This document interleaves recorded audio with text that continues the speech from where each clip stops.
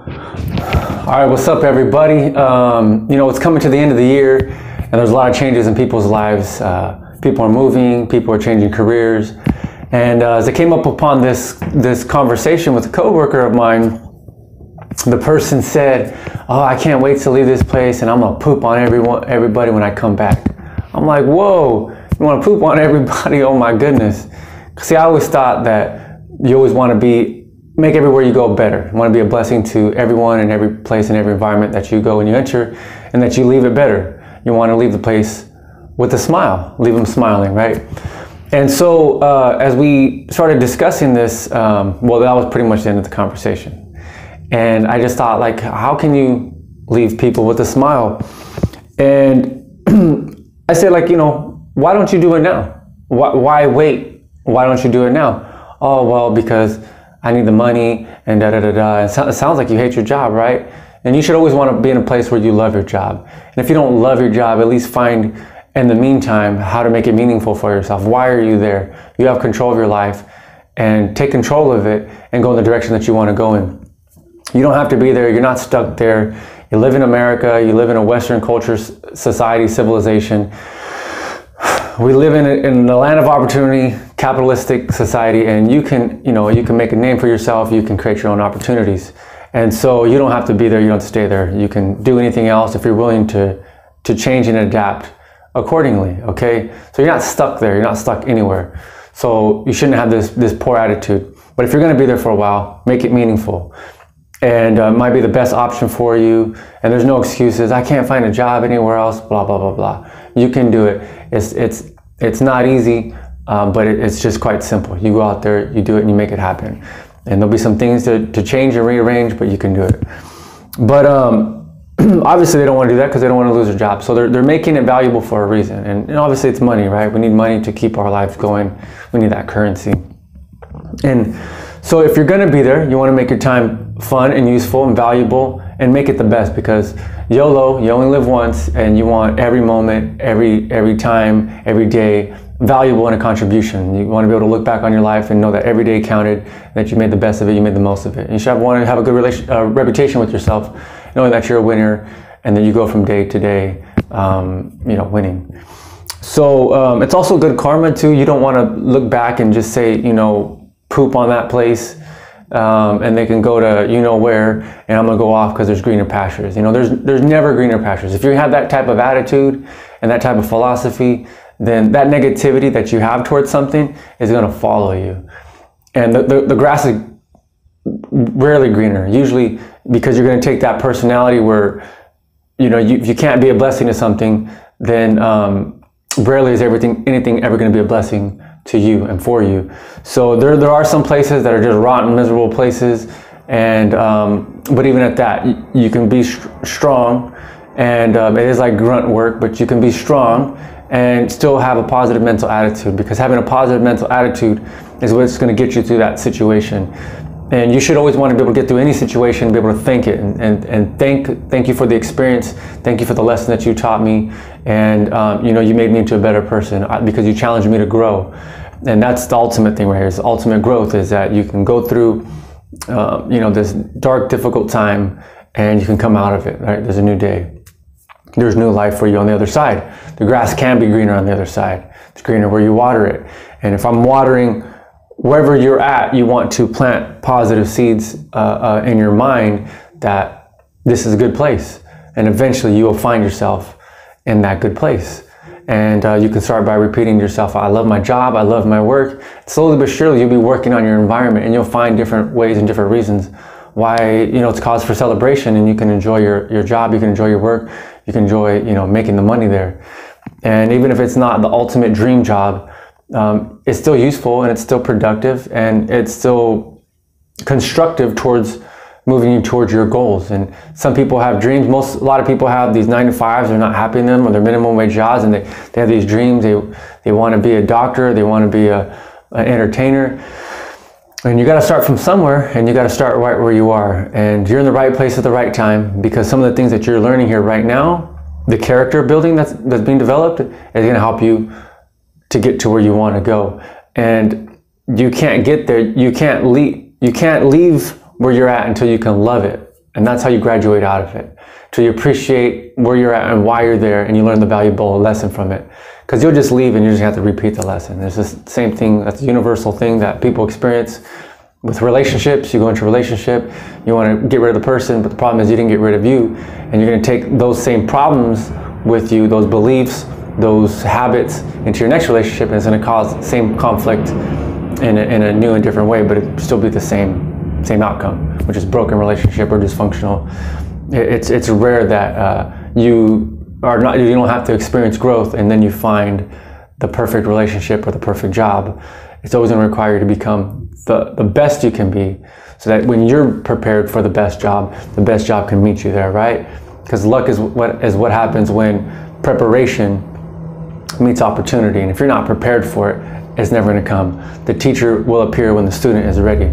So this, where you're at right now, is preparation time, and appreciate it, and know that it's valuable and it's useful and it's preparing you for your next stage, your level of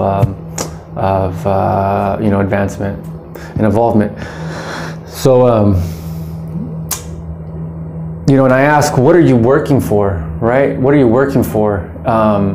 If you're having a difficult time, if you know you have a brighter future in front of you, then keep that image in front of you at all time, that knowing that this interaction with this person is helping me, getting me closer to my goal, or that today's another day towards closer to my retirement. So that's why I'm happy. You gotta have something why you're happy or you're glad, or that joy can radiate through you to carry you throughout your day. Because if you're focused on the negative, man, you're gonna get slammed, you're gonna get bashed, and you're never gonna reach your goal at that rate and with that kind of mentality and attitude. So find something good, positive, that can carry you and propel you throughout your day. That will be the light at the end of the tunnel. And that, as they say, keep your eyes on the prize.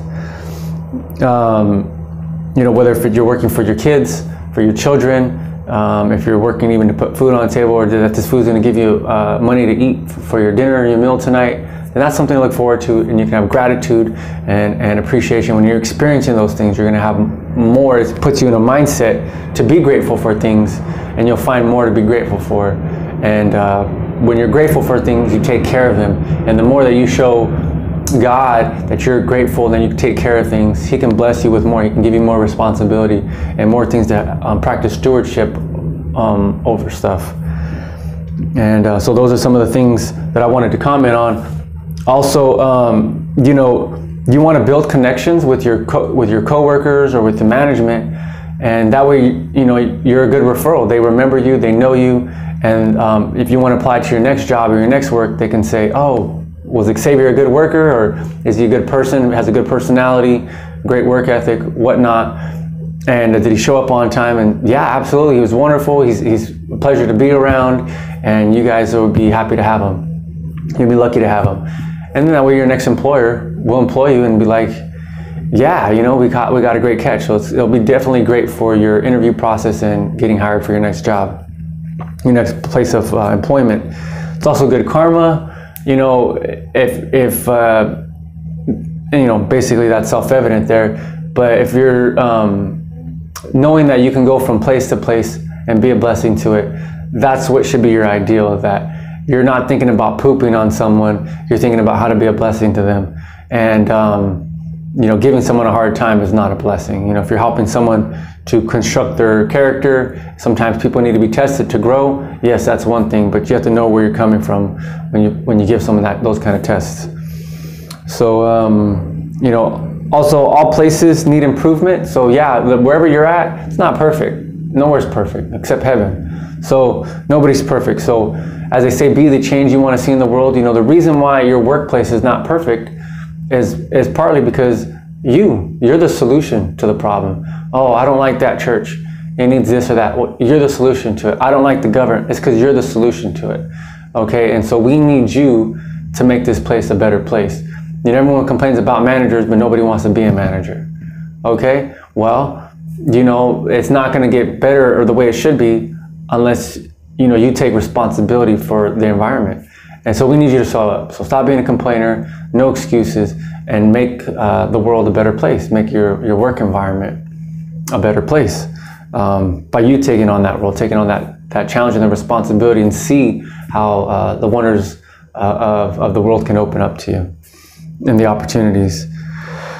You know, I made notes, so I'm looking down at them right now as we go through this. Nice touches as you leave work. You know, there was a position. I'm a food service worker currently, and you know, bless this manager.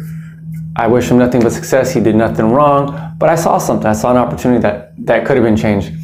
He started the acai bowl station, and I get to work that during my day job, right? So I get to serve it, and he loved coming all the time, and that was great.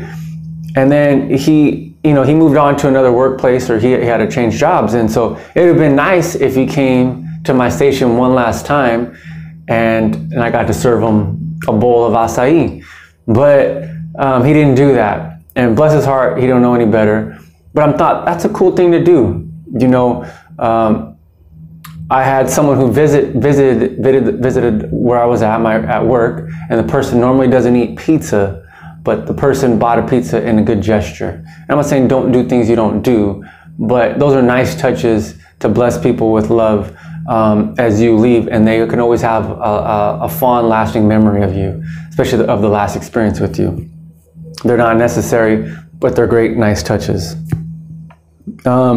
You know, you want people saying, "For he's a jolly good fellow," right? You want people singing when you leave. You want them to wish that you would come back, that you were such a great person, a hard worker, and that you added massive value to the workplace. And you don't want to be people talking behind your back and wishing you like good riddance, right?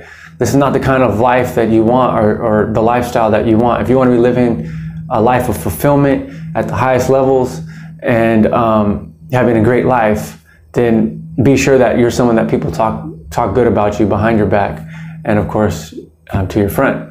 And you know, that's not always possible. There's always haters and people, jealousy and all that stuff, but that's a minority. Most good people support you, and those are the people you should be focusing on anyways.